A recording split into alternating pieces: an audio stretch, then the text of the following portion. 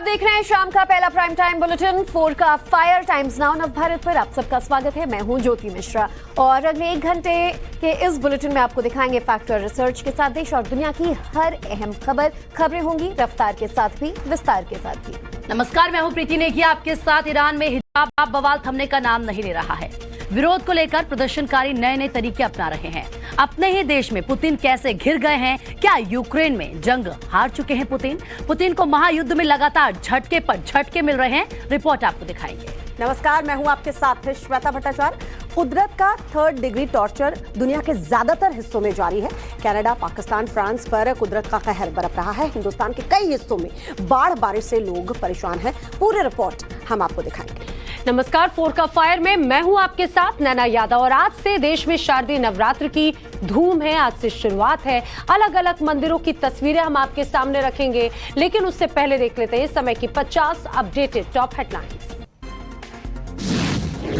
अंकिता भंडारी की मां का प्रशासन पर गंभीर आरोप। कहा प्रशासन ने जोर जबरदस्ती से अंकिता का दाह संस्कार करवाया। टाइम्स नाउ नव भारत पर अंकिता के पिता का बयान। अंकिता के मौत से जुड़ी बताई सारी वारदात। कहा अंकिता के एक दोस्त हुआ गायब होने का खुलासा। अंकिता के पिता ने कहा पुलिस ने मेरी रिपोर्ट नहीं लिखी, अपराधियों के साथ बैठकर चाय पी, मुझे बिल्कुल भी कोऑपरेट नहीं किया। अंकिता के पिता ने बुलडोजर कार्रवाई को लेकर भी सवाल खड़े किए हैं। कहा आखिर वो कौन सा वीवीआईपी गेस्ट था जिसके कारण अंकिता की जान चली गई। अंकिता के मर्डर पर उत्तराखंड की बाल विकास मंत्री रेखा आर्य का बयान सामने आया है। कहा परिवार की सहमति से अंकिता का अंतिम संस्कार जो है वो किया गया। अंकिता को इंसाफ जरूर मिलेगा। रिजॉर्ट को लेकर बोली रेखा आर्य। कहा रिजॉर्ट पर बुलडोजर चलाना गलत नहीं, रिजॉर्ट तोड़कर सबूत नहीं मिटाए गए। आरोपियों के खिलाफ सख्त से सख्त कार्रवाई की जाएगी। अंकिता भंडारी मर्डर केस में एसआईटी प्रभारी प्रिया देवी का बयान। कहा रिजॉर्ट तोड़ने से पहले सभी सबूत जो है वो जुटाए गए हैं। फॉरेंसिक जांच में इस्तेमाल सबूत जो है वो सुरक्षित है। मामले में आगे की जांच जारी है। टाइम्स नाउ नव भारत से उत्तराखंड के डीजीपी का बयान। कहा रिजॉर्ट तोड़ने से कोई सबूत नहीं मिटे हैं। जांच के बाद रिजॉर्ट को तोड़ा गया, कोई आरोपी बच नहीं पाएगा। टाइम्स नाउ नव भारत के सवालों से भागे उत्तराखंड के डीजीपी। रिजॉर्ट तोड़ने वाले सवाल पर नहीं दिया जवाब। डीजीपी को नहीं पता किसने रिजॉर्ट तोड़ा। अंकिता भंडारी हत्याकांड को लेकर हरीश रावत ने गंभीर सवाल खड़े किए हैं। कहा गेस्ट हाउस में कौन आने वाला था? VVIP guest. बुलडोजर कार्रवाई में सारे सबूत मिटाए गए। तो वहीं होटल में गहलोत की अजय माकन और खड़गे से मुलाकात। दिल्ली लौटने से पहले ये मुलाकातें हैं। दिल्ली लौटने से पहले राजस्थान की सियासत पर मल्लिकार्जुन खड़गे का बयान। कहा कि पार्टी नहीं टूट रही है, अनुशासनहीनता करने वालों को निकाला जाएगा। राजस्थान में नए सीएम के चयन पर गहलोत ने लगाया ब्रेक। विधायकों ने मल्लिकार्जुन खड़गे और अजय माकन से मिलने से मना किया। आज दोपहर 2 बजे के करीब दिल्ली लौटे दोनों नेता। नए मुख्यमंत्री को लेकर राजस्थान में संकट जारी। विधायक महेश जोशी और शांति धारीवाल को जारी हो सकता है कारण बताओ नोटिस। महेश जोशी का बयान। कहा कि हम चाहते हैं कि कांग्रेस न टूटे, पार्टी आला कमान के प्रति हमारी निष्ठा अड़िग है, किसी को भी हम कैप्चर नहीं कर रहे हैं। राजस्थान की सियासत पर अजय माकन ने कहा कि सचिन पायलट को सीएम बनाने से विधायकों का इनकार, पायलट को सीएम नहीं बनाने की शर्त रखे। राजस्थान के मुख्यमंत्री पर गहलोत गुट की शर्त, कांग्रेस अध्यक्ष बनने के बाद ही इस्तीफा दें, पायलट के अलावा कोई और विधायक बने सीएम। राज्यवर्धन सिंह राठौर का बयान। कहा कि एक दिन कांग्रेस समस्या बन जाएगी। कांग्रेस के अंदर लोकतंत्र कभी ना था और ना ही इन्होंने देश और पार्टी में किस तरीके से तानाशाही से ही अपनी पार्टी चलाई है। राजस्थान के संकट पर मुख्तार अब्बास ने कांग्रेस पर साधा निशाना। कहा कि कांग्रेस एक तरफ भारत जोड़ो चला रही है और दूसरी ओर पार्टी जोड़ने की नौबत आ गई है। राजस्थान में गहलोत वर्सेस पायलट की जंग हुई तेज। जोधपुर में सचिन पायलट के समर्थन में लगे पोस्टर में लिखा सत्यमेव जयते, नए युग की तैयारी। राजस्थान संकट के सवाल पर टाइम्स नाउ भारत से बोले गुलाम नबी आजाद। कहा जो गांव छोड़ दिया उस गांव की क्या बात करनी, हमने झेला अब वो झेले। गुलाम नबी आजाद ने अपनी पार्टी का ऐलान किया। आजाद की पार्टी का नाम डेमोक्रेटिक आजाद पार्टी। गुलाम नबी आजाद ने कहा हमने लोकतांत्रिक स्वतंत्र पार्टी बनाई। हमारी पार्टी के झंडों में 3 रंग, हमारी पार्टी में जनसेवा करने वाले लोग। 2 दिन के दौरे पर आज गुजरात पहुंचे गृह मंत्री अमित शाह। ओवरब्रिज का किया उद्घाटन। मोहन भागवत का बड़ा बयान। कहा भारत में रहने वाले सभी लोगों की पहचान हिंदू, क्योंकि हिंदू एक धर्म नहीं बल्कि जीवन का एक तरीका है। तिरुवनंतपुरम पहुंचे बीजेपी के राष्ट्रीय अध्यक्ष जेपी नड्डा बूथ अध्यक्षों के साथ में बैठक करेंगे। गुजरात के बनासकांठा में मां अंबा के दर्शन के लिए पहुंचे मनीष सिसोदिया। लोगों ने सिसोदिया के सामने लगाए मोदी मोदी के नारे। अपना दल की राष्ट्रीय अध्यक्ष कृष्णा पटेल और नीतीश कुमार की मुलाकात। लोकसभा चुनाव के मद्देनजर दोनों के बीच में हुई बातचीत। नीतीश सोनिया की मुलाकात पर बोले सुशील मोदी, कहा मुलाकात के बाद में सिर्फ दोनों की फोटो, सोनिया जी छोड़ने तक नहीं आई, जबरदस्ती के गठबंधन की कोशिश। नारायण राणे को सुप्रीम कोर्ट से बड़ा झटका। राणे की मुंबई स्थित बंगले में अवैध निर्माण को चुनौती देने वाली याचिका को कोर्ट ने किया खारिज। 3 महीने के अंदर अवैध निर्माण को गिराने का आदेश। लखनऊ के इंटौजा में बड़ा हादसा। ट्रैक्टर ट्रॉली तालाब में पलटने से 9 लोगों की मौत। उनई देवी मंदिर जा रहे थे सभी श्रद्धालु, लगभग 25 से 40 लोग थे सवार। लखनऊ हादसे पर डीएम का बयान, मरने वालों में महिलाएं भी शामिल, घायलों का इलाज जारी।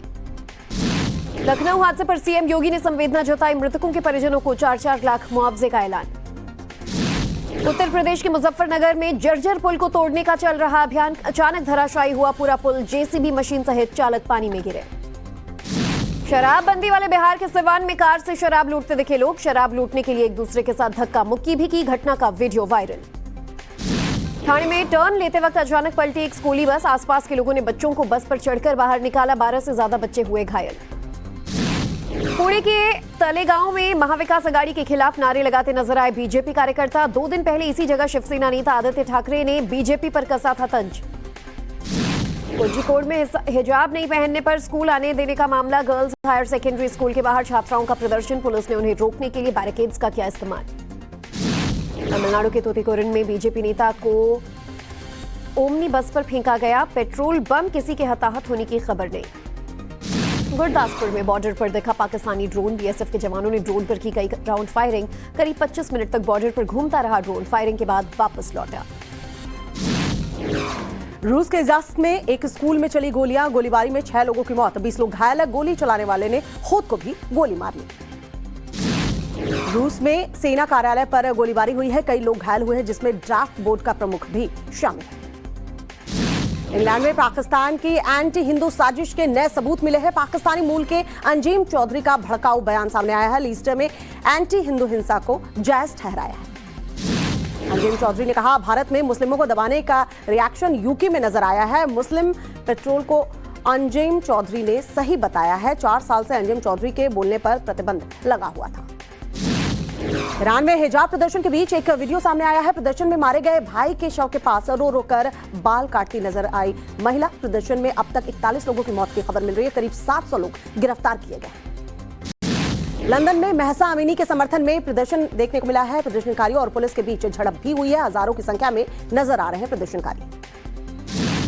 लंदन में महसा अमीनी के समर्थन में प्रदर्शन देखने को मिला है। ईरान के लोगों ने बीच सड़क पर जमकर विरोध जताया। भारी सुरक्षा बल की तैनाती की गई। ईरान में महसा की मौत पर प्रदर्शन जारी है। लोगों ने सड़कों पर खड़ी गाड़ियों में आग लगा दी है। हिंसक प्रोटेस्ट में अब तक 41 लोगों की मौत हुई है। उत्तरी फिलीपींस में तूफान नोरू का कहर देखने को मिला है। बाढ़ में 5 बचाव दल की मौत हुई है। बिजली भी गुल बताई जा रही है। स्कूल और सरकारी कामों पर भी असर देखने को मिल रहा है। फिलीपींस के राष्ट्रपति ने टाइफून नोरू से प्रभावित क्षेत्रों का निरीक्षण किया है। हालात का जायजा लिया गया है। और चलिए अब देखेंगे खबरों को विस्तार से। ईरान में महसा अमीनी की मौत के बाद हिजाब क्रांति की आग में कई प्रदर्शनकारियों की मौत हो चुकी है। प्रदर्शन के दौरान जावेद हैदरी नाम के एक शख्स की मौत हो गई है, जिसके बाद उसकी बहन ने बाल काटकर विरोध जाहिर किया है। लंदन में पाकिस्तानियों ने ही पाकिस्तान की आखिर फजीहत क्यों की है, इस रिपोर्ट में देखिए आप। ईरान में प्रदर्शनकारी की मौत के बाद मातम। एंटी हिजाब प्रोटेस्ट में हुई थी जावेद की मौत। हैदरी की बहन ने मातम में अपने बाल काटे। महसा की मौत के बाद कई जगह हिंसक प्रदर्शन। मातम मनाते ये लोग और दुख में अपने बाल कैंची से काटती रोती बिलखती ये महिला। ये तस्वीरें ईरान से आई हैं। यहाँ हिजाब के खिलाफ प्रदर्शन जारी है और अब इसने हिंसक रूप इख्तियार कर लिया है। ऐसे ही एक प्रदर्शन के दौरान जावेद हैदरी नाम के एक शख्स की मौत हो गई, जिसके बाद उसके परिवार वाले गमजदा हैं। मातम के दौरान अपने बाल कैंची से काट रही ये महिला जावेद हैदरी की बहन है। जो अपने भाई की मौत के बाद इतने गुस्से में है कि अपने गुस्से और दुख का इजहार करने के लिए वो अपने ही बाल काट रही है। ईरान में महसा अमीनी की मौत के बाद से जगह जगह प्रदर्शन हो रहे हैं। अब तक कुल 41 प्रदर्शनकारियों की मौत हो चुकी है। बात ईरान की, जहां पर प्रदर्शन की आग ईरान के कई शहरों में भड़कती हुई नजर आ रही है। ईरान की राजधानी तेहरान की बात करें तो यहां भी प्रदर्शनकारियों ने तोड़फोड़ शुरू कर दी है। पुलिस ने भीड़ पर लाठीचार्ज भी किया है। रिपोर्ट देखिए। ईरान की सड़कों पर हजारों लोगों का प्रदर्शन और बीच सड़क पर आगजनी। ईरान में महसा अमीनी की मौत के बाद बवाल लगातार जारी है और अब प्रदर्शन और ज्यादा हिंसक होते जा रहे हैं। प्रदर्शनकारियों ने ईरान में जमकर तोड़फोड़ की। ईरान के सुप्रीम लीडर खमेनी के पोस्टर्स उखाड़ दिए, नारेबाजी की, जिसके बाद मौके पर पहुंची पुलिस ने लाठीचार्ज किया और प्रदर्शनकारियों को दौड़ा दौड़ा कर पीटा गया। लेकिन इसके बावजूद भी प्रदर्शनकारी माने नहीं। वो शहर के बीचों बीच इकट्ठा हो गए और नारेबाजी करने लगे।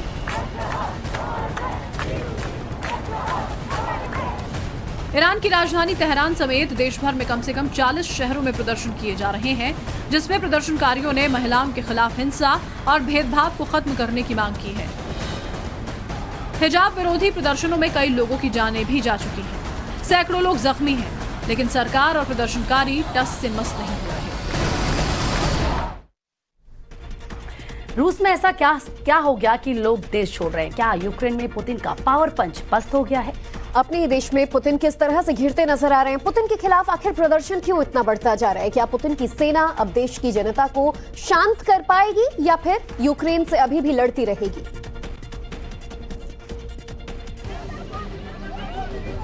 रूसी राष्ट्रपति व्लादिमीर पुतिन अपने ही देश में घिरते जा रहे हैं। पुतिन के ताजा ऐलान के बाद जहां देश भर में विरोध प्रदर्शन हो रहे हैं, तो वहीं बड़ी संख्या में लोग देश छोड़कर भाग रहे हैं। लेकिन अब जो तस्वीरें आ रही हैं, उसे देखकर शायद पुतिन भी परेशान हो जाएंगे। देखिए कैसे एक शख्स ताबड़तोड़ फायरिंग कर रहा है और लोग जान बचाने के लिए भाग रहे हैं।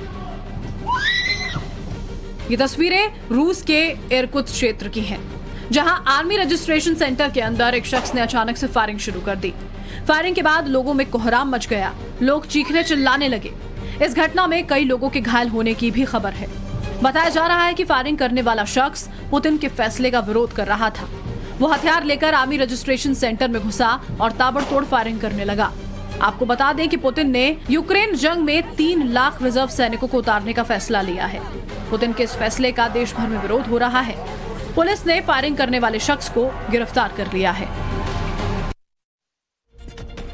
खबर रूस से ही है। रशिया के एक स्कूल में एक बंदूकधारी ने ताबड़तोड़ गोलियां बरसाई। इस हमले में 6 लोगों की जान चली गई है। जी हां, वहीं 20 से ज्यादा लोगों के जख्मी होने की खबर है। आपको ये भी बता दें, मॉस्को से लगभग 960 किलोमीटर दूर इजिक्स में एक स्कूल में यह हमला हुआ, जहां पर गवर्नर अलेक्जेंडर ब्रेचलोव ने एक वीडियो बयान में कहा है कि हमला करने वाले अज्ञात बंदूकधारी ने भी खुद को गोली मारी है और हमले के बाद स्कूल को फिलहाल खाली करा लिया गया है। ये तस्वीरें आपके सामने हैं। आसपास के इलाके को सील करते हुए पुलिस पूरे मामले की जांच में जुटी है।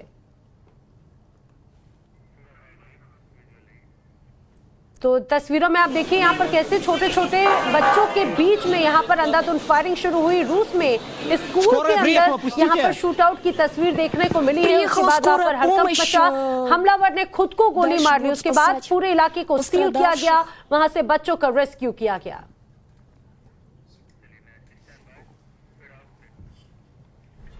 बात अगली खबर की। लंदन के कॉफी शॉप में पाकिस्तान के मंत्री का कैसे हुआ इमोशनल, कैसे उनकी बेइज्जती की गई, वो भी हम आपको दिखाएंगे। तो वहीं लंदन में किसने लगाया महिला मंत्री के सामने चोरनी चोरने के नारे, इस रिपोर्ट में देखिए। लंदन में अपनों ने ही की पाकिस्तान की फजीहत। पाकिस्तानी मंत्री को देखकर चोरनी चोरनी चिल्लाने लगे लोग। यहाँ पर जब कॉफी शॉप में घिर गई पाकिस्तानी मंत्री। कैसा हो जब आपके अपने देश के लोग विदेश में मिले और गर्मजोशी से स्वागत करने के बजाय चोरनी चोरनी चिल्लाने लगे। दरअसल सोशल मीडिया पर एक वीडियो जमकर वायरल हो रहा है, जिसमें पाकिस्तान की सूचना मंत्री मरियम औरंगजेब को पाकिस्तानी प्रवासियों ने जब एक कॉफी शॉप में देखा तो घेर लिया। हाथों में लाउड स्पीकर और मोबाइल लेकर वीडियो बनाते लोग मंत्री से सवाल जवाब कर रहे थे।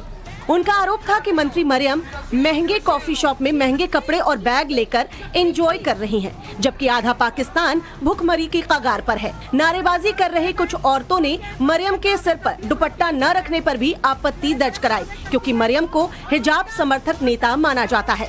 वहीं दूसरी ओर इस पूरे घटनाक्रम का पता जब पाकिस्तानी कैबिनेट को चला तो उन्होंने अपनी मंत्री का साथ देते हुए प्रदर्शनकारियों को इमरान खान समर्थक बताया। और आइए बात कर लेते हैं फियोना तूफान की, जिसने कनाडा में भारी तबाही मचा दी है। तेज तूफान की वजह से पेड़ जो है वो उखड़ गए हैं, घर भी तहस नहस हो गए हैं। रिपोर्ट आपको दिखाते हैं। समुद्र की ऊंची उठती लहरें, टूटे हुए घर, जड़ से उखड़े पेड़ और सड़क पर पड़े टूटे हुए बिजली के खंभे। ये तस्वीरें बता रही हैं कि फियोना तूफान कनाडा में किस तरह की तबाही लेकर आया है। तूफान की रफ्तार कितनी रही होगी, इसका अंदाजा आप इन तस्वीरों को देखकर लगा सकते हैं। लोगों के मकान जमींदोज हो चुके हैं, पेड़ों के नीचे गाड़ियां दबी हैं और कंक्रीट से बनी दीवार तक टूट चुकी है। तूफान के साथ साथ यहां तेज बारिश भी आई। कई जगहों पर बड़े बड़े पेड़ गिर गए। पूर्वी कनाडा में 5 लाख से ज्यादा घरों की बिजली गुल हो गई है। लोग बिना बिजली और पानी के त्राहिमाम कर रहे हैं। तूफान से पहले कनाडा में लोगों को अलर्ट जारी कर दिया गया था। तूफान फियोना की वजह से कनाडा में कई फ्लाइट्स को भी रद्द करना पड़ा है। सुपर टाइफून नोरू फिलीपींस की तरफ तेजी से बढ़ रहा है। राजधानी मनीला समेत कई इलाकों को खाली कराया गया है और महा तूफान में 240 किलोमीटर प्रति घंटे की रफ्तार से तेज हवाएं चलती नजर आ रही हैं। किस तरह के हालात यहां बने हैं, इस 1 मिनट की रिपोर्ट से समझिए। फिलीपींस पहुंचा सुपर टाइफून, आसमान छू रही समंदर की लहरें। नोरू ने दी दस्तक, हाई अलर्ट पर फिलीपींस। दक्षिण पूर्व एशिया में आया इस साल का सबसे शक्तिशाली समुद्री तूफान। 7000 से ज्यादा आइलैंड से मिलकर बने फिलीपींस में जैसे ही नोरू टाइफून ने दस्तक दी, मानो पूरे देश का माहौल बदल गया हो। सामने आई तस्वीरों में आप साफ तौर पर देख सकते हैं कि कैसे एक गाड़ी में बैठे लोग समंदर के बराबर से गुजर रही सड़क के रास्ते अपनी मंजिल तक जाना चाहते थे, लेकिन समंदर से उठ रही कई फीट ऊंची लहरों को देखकर उनकी हिम्मत नहीं होती और वो अपनी गाड़ी पीछे की तरफ कर लेते हैं।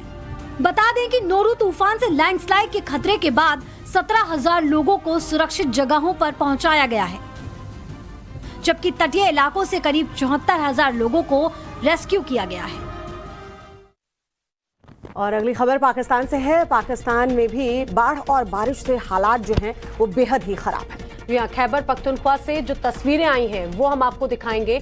देखिए जरा किस तरह से पाकिस्तान में पानी के प्रलय काल कैसे लोगों को परेशान कर रहा है, इस रिपोर्ट में।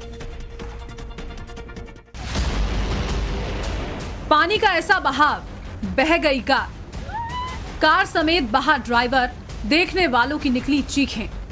पानी जब अपने रौद्र रूप में आता है तो उसके सामने अच्छे अच्छे पहाड़ तक नहीं टिकते, गाड़ी तो फिर क्या ही चीज है। हैरान कर देने वाली ये तस्वीरें पाकिस्तान के खैबर पख्तूनख्वा से सामने आई हैं, जहां पानी का बहाव इतना तेज था कि एक कार पानी के बहाव के साथ ही बह गई। सामने आई तस्वीरों में साफ तौर पर देखा जा सकता है कि कैसे पुल के ऊपर से बह रहे बाढ़ के पानी से ये गाड़ी धीमी धीमी रफ्तार में निकलने की कोशिश कर रही है। पहले एक ट्रक इस तेज बहते पानी से सुरक्षित निकलता है, लेकिन जैसे ही उसके पीछे आ रही गाड़ी ने पुल को पार करने की कोशिश की तो उसकी कोशिश नाकाम हो गई। पानी अपने साथ गाड़ी को बहा ले गया। आसपास खड़े लोगों ने जब ये देखा तो उनकी चीखें निकल गईं, लेकिन कुछ लोगों ने हिम्मत दिखाते हुए पानी में छलांग लगाई और गाड़ी में मौजूद ड्राइवर को सुरक्षित बाहर निकाला। और अब खबर बांग्लादेश से। बांग्लादेश के पंचागढ़ में एक नाव पलटने से आज बड़ा हादसा हो गया। हादसा तब हुआ जब नाव में बैठकर श्रद्धालु मंदिर में पूजा करने के लिए जा रहे थे। ये रिपोर्ट देखिए आप।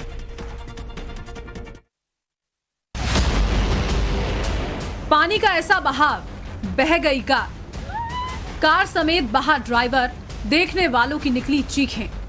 पानी जब अपने रौद्र रूप में आता है।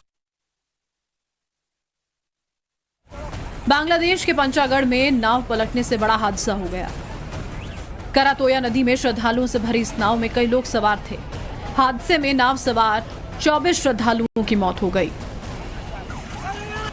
नाव पलटने की खबर मिलते ही पुलिस और प्रशासन के लोग रेस्क्यू के लिए पहुंचे। लापता लोगों को ढूंढने के लिए गोताखोर भी बुलाए गए और रेस्क्यू ऑपरेशन शुरू किया गया। बताया जा रहा है कि हिंदू समुदाय के लोग महालय के मौके पर देवी दुर्गा की पूजा करने के लिए औलिया घाट से बादेश्वर मंदिर की ओर जा रहे थे। नाव में क्षमता से ज्यादा लोगों को बैठाया गया था, जिसके कारण नाव पलट गई। जानकारी के मुताबिक नाव पलटने के बाद 30 से ज्यादा लोग लापता हैं। घटना की जांच के लिए 5 सदस्यीय टीम बनाई गई है। रेस्क्यू किए गए लोगों को इलाज के लिए नजदीकी अस्पताल में भर्ती किया गया है। खबर उत्तर प्रदेश से है, जहां बुलडोजर का एक्शन देखने को मिला है और बुलडोजर ने किस तरीके से अपने शक्ति प्रदर्शन जो है वो एक पुल पर किया है। जी हाँ, लेकिन तस्वीर जो नजर आई है उसके बाद की, वो जब आप तस्वीर देखेंगे तो आप भी दहल जाएंगे, क्योंकि बताया जा रहा है कि जिस जगह पर ये पूरा बुलडोजर जा रहा था वो बुलडोजर नहर में जा गिरा। देखिए रिपोर्ट। सावधानी हटी तो दुर्घटना घटी। यहाँ भी कुछ वैसा ही हुआ।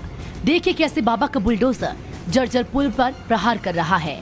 अपनी शक्ति से बुलडोजर ने पुल को भी तोड़ दिया, लेकिन उसके बाद जो कुछ हुआ उसे देखकर लोग दहल गए। पुल के साथ बुलडोजर भी नहर में जा गिरा। तस्वीरें उत्तर प्रदेश की मुजफ्फरनगर की है। पानीपत खटीमा मार्ग पर गंगा नहर पर एक जर्जर पुल को तोड़ने का काम चल रहा था। सड़क चौड़ीकरण के लिए इस जर्जर पुल को तोड़ा जा रहा था। जेसीबी मशीन को पुल तोड़ने के लिए बुलाया गया। नहर में पानी ज्यादा था। जेसीबी से पुल के एक हिस्से को तोड़ने की कोशिश की जा रही थी। जेसीबी ड्राइवर पुल को तोड़ने में कामयाब भी हो गया, लेकिन कुछ सेकंड बाद पूरा पुल भरभरा कर नहर में समा गया। इस दर्दनाक हादसे के बाद वहां मौजूद लोगों में कोहराम मच गया। स्थानीय लोग मदद के लिए दौड़ पड़े। गनीमत रही कि जेसीबी मशीन पुल के मलबे पर अटक गया, वरना बड़ा हादसा हो सकता था। कड़ी मशक्कत के बाद लोगों ने जेसीबी ड्राइवर को बाहर निकाला। Bureau report, times sound of Bharat.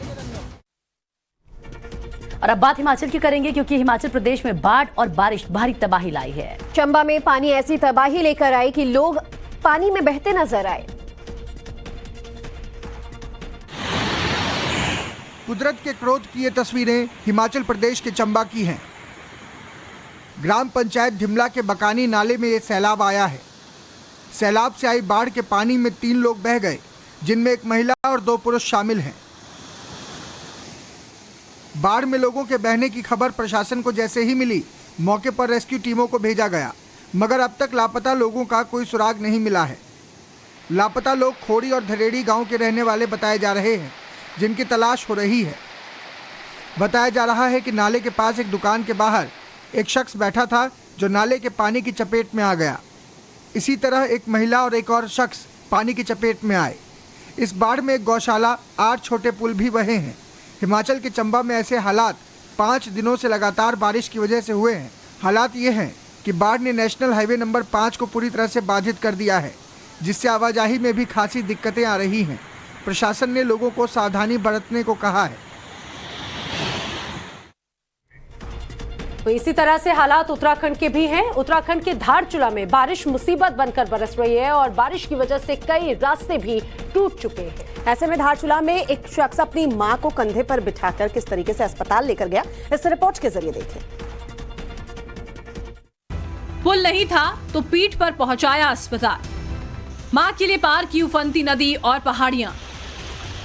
क्या कलयुग में भी होते हैं श्रवण कुमार? दिल को छू लेने वाली ये तस्वीर उत्तराखंड के धारचूला से सामने आई है, जहां कलयुग के श्रवण कुमार ने बूढ़ी मां को पीठ पर ढोकर अस्पताल पहुंचाया। लेकिन पहाड़ की समस्याएं भी पहाड़ सरीखी ही हैं। कहीं अच्छी सड़क नहीं है, कहीं सड़क है तो दूर दूर तक अस्पताल नहीं, और कहीं दोनों ही नहीं है। मरीजों को एम्बुलेंस में नहीं, पीठ पर ढोकर अस्पताल पहुंचाया जाता है। लहरों के साथ शोर मचाती और उफान मारती नदियों और कच्चे रास्तों को पार करना होता है।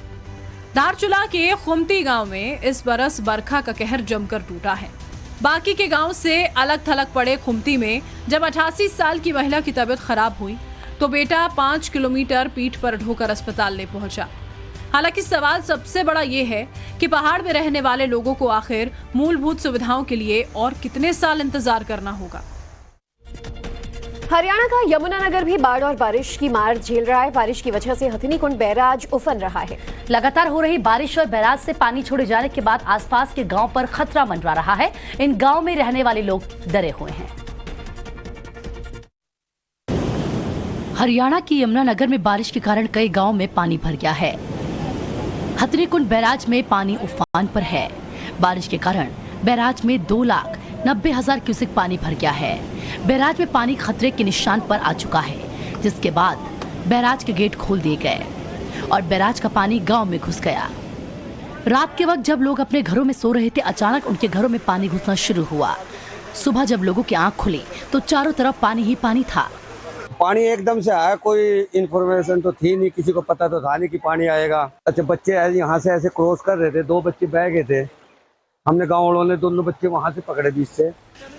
बारिश के पानी की वजह से लोगों की फसलें बर्बाद हो गई। लगातार हो रही बारिश के कारण मकानों में सीलन और दरारें देखने को मिली। लोग पानी में चलकर जाने को मजबूर हैं। बारिश और बाढ़ का पानी यमुनानगर के इस गांव में ऐसी तबाही लेकर आया कि इस गांव में रहने वाला हर शख्स परेशान है और आने वाले कुछ दिनों में इस गांव में पानी कम होने की उम्मीद नहीं है। और इस बीच एक बड़ी खबर आ रही है, वो आपको बता दें। जयपुर से दिल्ली लौट आए हैं अजय माकन और मल्लिकार्जुन खड़गे। आला कमान को अब अपनी रिपोर्ट जो है वो सौंपेंगे। पर्यवेक्षक बनाकर इन्हें जयपुर भेजा गया था और अब खबर मिल रही है कि जयपुर से दिल्ली लौट आए हैं अजय माकन और मल्लिकार्जुन खड़गे। जी हाँ, राजस्थान में जिस तरह से भी सियासी गहमागहमी नजर आ रही है, राजस्थान की रिपोर्ट अब सौंपी जाएगी। जो जो घटनाएं हुई, जिन जिन नेताओं से बातचीत हुई, जो नाराजगी है वहां के जो नेता हैं, उनके क्या राय हैं, उनके क्या व्यू हैं, वो अब एक रिपोर्ट के तौर पर आलाकमान को सौंपा जाएगा। आपको बता दें, दिल्ली से लेकर राजस्थान तक इस समय एक अलग तस्वीर नजर आ रही है। चाहे बात कांग्रेस अध्यक्ष पद को लेकर अशोक गहलोत के नाम की बात जब आई तो राजस्थान में मुख्यमंत्री के चेहरे को लेकर एक अलग तस्वीर नजर आ रही थी। अब उस पर पर्यवेक्षक बनाकर भेजे गए अजय माकन और मल्लिकार्जुन खड़गे अब दिल्ली वापस आ चुके हैं। अब रिपोर्ट सौंपी जानी है। तो जाहिर सी बात है कि अभी फिलहाल कांग्रेस में टेंशन हाई है और अजय माकन और मल्लिकार्जुन खड़गे अब जब अपनी रिपोर्ट सौंपेंगे तो आगे आला कमान की तरफ से कार्रवाई क्या की जाती है, ये देखने वाली बात होगी। गौरव हमारे साथ जुड़ चुके हैं, उनसे ज्यादा अपडेट्स लेंगे। गौरव, जिस तरह से फिलहाल उम्मीद ये की जा रही थी कि इस पूरे विवाद का हल किस तरह निकल पाएगा, इंतजार अब उस रिपोर्ट पर होगी जो पर्यवेक्षक आला कमान को देंगे।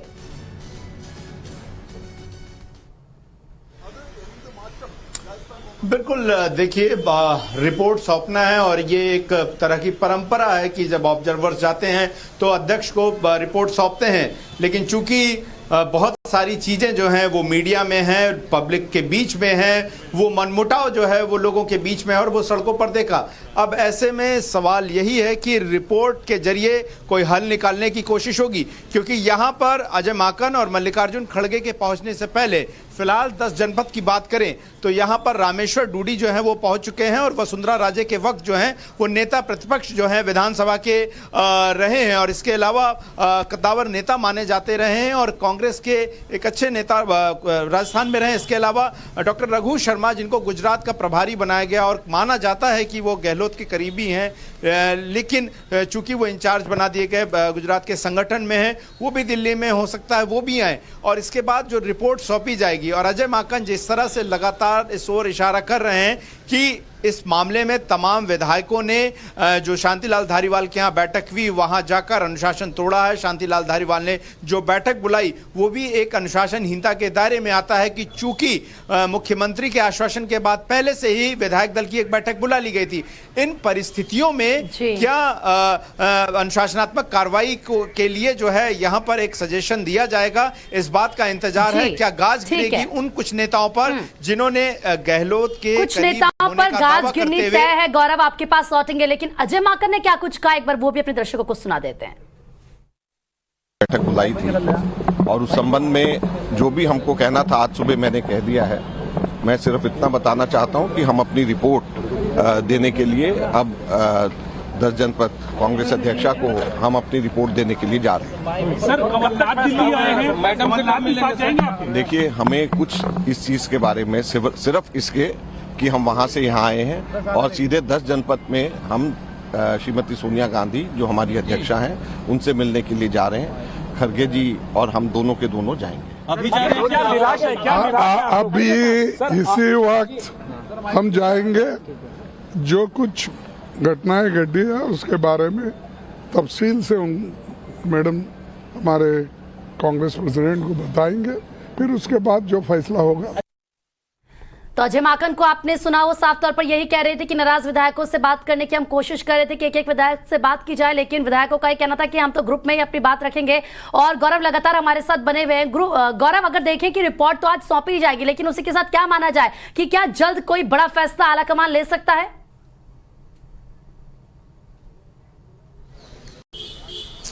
देखिए, फैसला बड़ा तो लेना ही है, क्योंकि एक तरफ भारत जोड़ो यात्रा चल रही है और कांग्रेस खुद को एक दिखाने की, एक रहने की पूरी कोशिश कर रही है। और ऐसे में राहुल गांधी जब दूसरी तरफ केरल में भारत जोड़ो यात्रा कर रहे हैं, जहां पर कांग्रेस अध्यक्ष पद के चुनाव शुरू हो चुके हैं, जिसमें 4 दिन का ही वक्त बाकी है, उन सब के बीच में इस तरीके से सिर्फ वो 2 राज्य जहां पर कांग्रेस शासन में है, वहां पर इस तरह से एक मनमुटाव आना, एक पार्टी में इस तरह से टूट नजर आना, अनुशासन की बातें नजर आना, वो जाहिर तौर पर चिंता करने वाली बात है। तस्वीर दर्शकों के लिए जरूर रख देना चाहूंगा, वो बहुत महत्वपूर्ण है।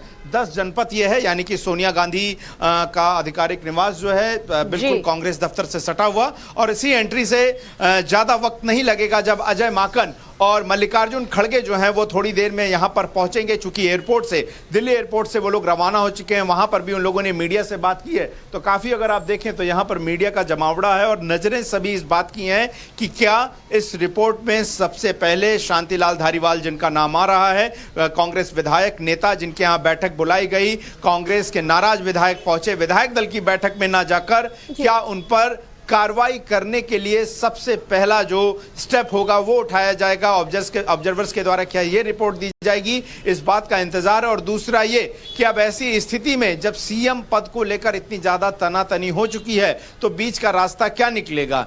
क्या किसी ऐसे शख्स का नाम चुना जाएगा? निश्चित तौर पर गौरव, सवाल यही उठ रहा है। और ऐसे में कांग्रेस ने अगर पुरानी गलतियों से सीख ली होगी, तो इस बार कांग्रेस की प्रायोरिटी यही होगी कि पंजाब वाले हाल राजस्थान में ना हो सके। सर पर चुनाव है, ऐसे में देखना होगा क्या बड़ा फैसला आलाकमान द्वारा राजस्थान के हालात को लेकर लिया जाता है। और चलिए खबरों में आगे बढ़ते हुए बात करते हैं अंकिता भंडारी की मामले की। आपको ये बता दें, अंकिता भंडारी के इस पूरे मामले को लेकर लगातार अब लोगों में नाराजगी है, कार्रवाई की मांग की जा रही है। विस्तार से तमाम खबरें बताएंगे। और बड़ी खबर इस वक्त मुंबई से आ रही है। मुंबई के वाशी टोल नाका पर हादसा हुआ है। बेकाबू ट्रक ने कई कारों को टक्कर मार दी है। हादसे में 3 लोग घायल हो चुके हैं, गंभीर रूप से ये लोग घायल हुए हैं। टोल पर लगे सीसीटीवी कैमरे में हादसे की पूरी तस्वीरें कैद हो गई। टाइम्स नाउ भारत आपको वो तस्वीरें भी दिखा रहा, देखिए किस तरीके से ये भयंकर हादसा हुआ। हालांकि सीसीटीवी कैमरे में ये पूरी तस्वीरें कैद हो गई हैं। मुंबई के वाशी टोल नाका पर यह हादसा हुआ है। बेकाबू ट्रक ने कई कारों को टक्कर मारी। हादसे में 3 लोग घायल बताए जा रहे हैं, जो गंभीर रूप से घायल है उन्हें अस्पताल में भर्ती कराया गया है। ये तस्वीर आप देखिए, टोल पर जो कतारें लगी हुई थी गाड़ियों की, और इसी बीच एक तेज रफ्तार ट्रक आता है और देखते ही देखते कई गाड़ियों को अपनी चपेट में लेता हुआ आगे बढ़ता चला जाता है।